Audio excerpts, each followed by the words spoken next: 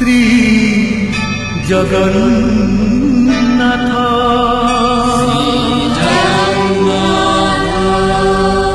श्री जगन्नाथ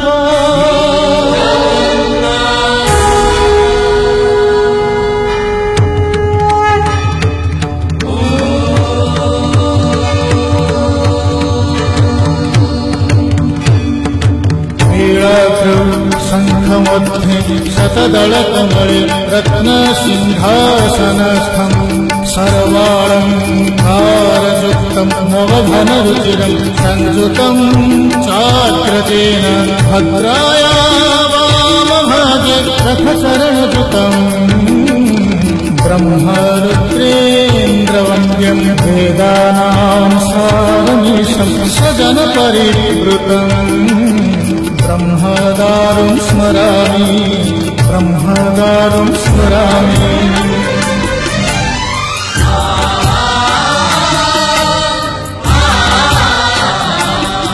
तुम्हें अनंत क्षय हे जगन्नाथ तुम्हें अव्यक्त अक्षर हे जगन्नाथ निज इच्छारु सृजिल हे जगत